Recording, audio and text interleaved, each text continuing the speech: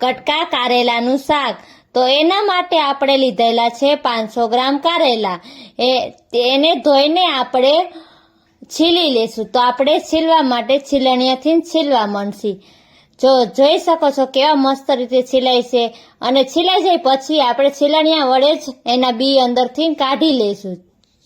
જોવો આપણે બી કેવી રીતે કાઢીશું। જોવો આવી અલગ રીતે ટ્રીક છે આની।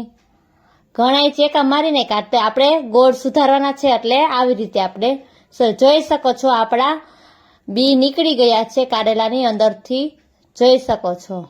હવે આપણે એના રાઉન્ડમાં કટિંગ કરી લઈશું। જો આવી રીતે કટિંગ કરી લઈશું એટલે જોઈ શકો છો કે આપણા કટિંગ થઈ ગયા છે। ત્યારબાદ એમાં મીઠું નાખશી। મીઠું નાખીને જોઈ શકો છો હવે હલાવી દેશી। આપણા નિરાતે હલાવી દઈશી।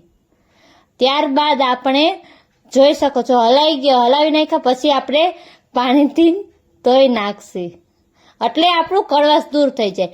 પછી એક કુકરમાં આપણે ગરમ પાણી થવા દીધું બાફવા માટે। એમાં બધું કારેલા સુધારેલા નાખી દેશી, મીઠું નાખી દેશી।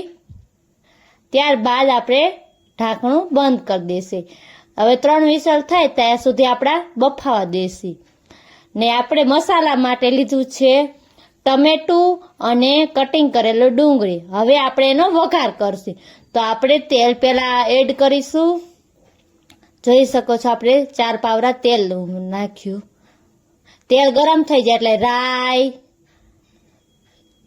જીરું, હિંગ અને હળદર નાખશું। ડુંગળી નાખશું। જોઈ શકો છો ડુંગળી નાખી બધી આપણે ડુંગળી નાખશી, વઘાર ઢાંકી દેશી। જોઈ શકો છો ડુંગળી। હવે ત્યારબાદ હળદર નાખશું, પછી એને હલાવી લેશું। મીઠું નાખશું સ્વાદ અનુસાર। હવે બધું મિક્સ થવા દઉં। ત્યારબાદ આપણે ટમેટા કટિંગ કરેલા નાખશું। હવે એને પણ મિક્સ કરી લેશું એટલે હવે ઢાંકી દેશી એટલે પાકી જાય ટમેટું અને આપણી ડુંગળી। જોઈ શકો છો આપણી ટમેટું ને ડુંગળી પાકી ગયા છે। ત્યારબાદ આપણે લીંબુનો 1 ફાડા જેટલો રસ નાખી દીધો છે। પછી ત્યારબાદ આપણે લાલ મરચું નાખશું। જો તમે લસણવાળું નાખતા હોય તો લસણવાળું અને કોરું નાખતા હોય તો કોરું। ત્યારબાદ આપણે બાફેલા આપણા કારેલા એડ કરીશું, એને પણ મિક્સ કરી લેશું। જોઈ શકો છો હવે ત્યારબાદ આપણે ચમચા વડે એને મિક્સ કરી લેશું।